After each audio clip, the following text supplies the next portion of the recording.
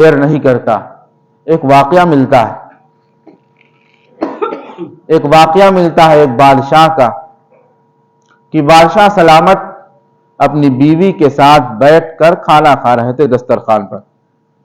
اتنے میں کسی فقیر نے دستخط دی دروازے پر کہ کچھ اللہ کے نام پر دے دے, کچھ دے دے اللہ کے نام پر. تو اندر سے آواز آئی, یہاں کچھ نہیں ہے, یہاں دسترخوان بچھا ہوا ہے, تم یہاں کہاں چلے آئے, تمہاری یہاں کیا ضرورت ہے, یہ تو بادشاہ کا محل ہے. اس فقیر کو دھتکار دیا, کچھ نہیں دیا. اور یہ بات اللہ کو بری لگ گئی, اس لیے کہ جو کچھ اس کو ملا ہے وہ اللہ کا دیا ہوا ہے.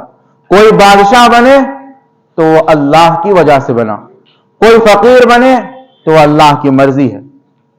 یہ اللہ کو بری لگ گئی کہ میرا ایک فقیر مانگنے کے لیے آیا اور سب کچھ اس کے پاس ہونے کے باوجود اس نے اس کو دھتکار دیا.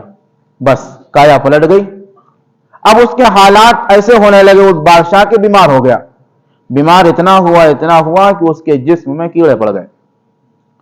جب اس کے جسم میں کیڑے پڑ گئے تو اس کی بیوی نے کہا اب مجھے طلاق چاہیے, میں آپ کے ساتھ اب وقت نہیں گزار سکتی.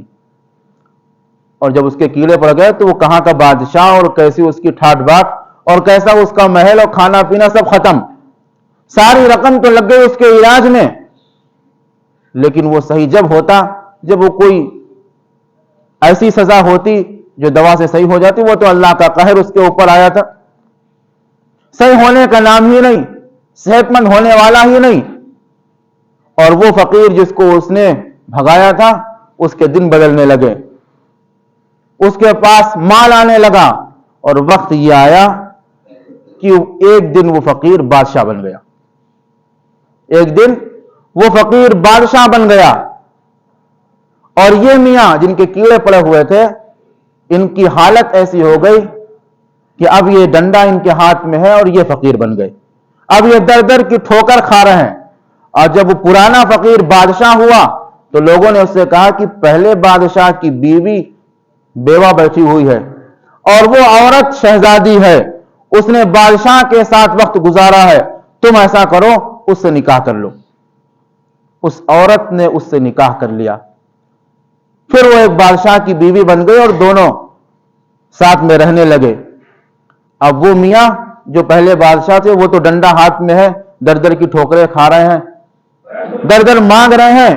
کیوں؟ اس لیے کہ اس نے اللہ کی نعمت کا کفران کیا.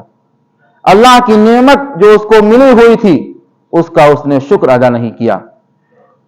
آ گئی وہی, بالکل وہی حالت آ گئی. ایک دن وہ ایک دروازے پر پہنچے کھٹکھٹاتے ہوئے ڈنڈا لے کے. اتفاق سے وہ گھر اسی بادشاہ کا تھا اور وہ بیوی اسی فقیر کی بیوی تھی اور دسترخوان لگا ہوا ہے.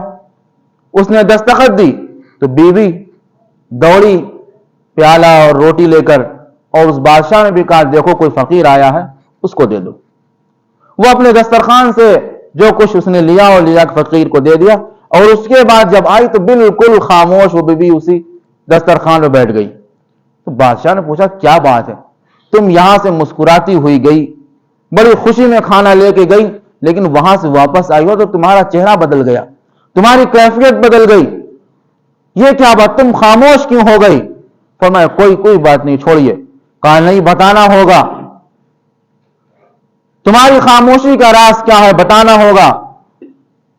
پر اس نے کہا کہ میں خاموش اس لیے ہو گئی کہ میں اپنے اللہ کی قدرت کو دیکھ رہی ہوں, میں اپنے اللہ کی قدرت کو دیکھ رہی ہوں کہ جو بھیک مانگنے والے آیا تھا وہ میرا شوہر ہے, وہ میرا شوہر ہے. وہ ایک زمانہ پہلے میرے ساتھ رہتا تھا, بادشاہ تھا. تو وہ اس فقیر نے جو فی الحال اس کا شوہر, اس نے کہا اپنا دل تھامو تو میں بھی ایک بات بتاؤں, اپنا دل تھامو تو میں بھی ایک بات بتاؤں. بتائیے بادشاہ سلامت کیا بات ہے؟ فرمایا اس نے کہ میں بھی وہی فقیر ہوں جس کو تمہارے شوہر نے دھکے دے کے اپنے دروازے سے بھگایا تھا. یہ ہے اللہ کی قدرت اور یہ ہے اللہ کی عطا.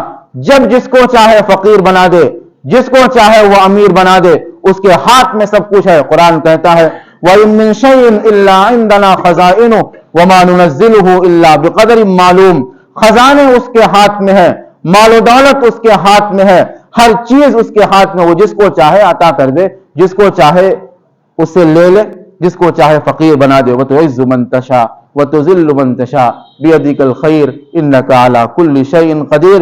وہ جس کو چاہے عزت عطا کرے، وہ جس کو چاہے ذلیل کر دے، اس کے ہاتھ میں ہر چیز ہے، وہ ہر چیز پر قادر ہے. اللہ رب العزت والجلال ہم سب کو سمجھنے کی توفیق عطا فرمائے اور عمل کرنے کی توفیق عطا فرمائے.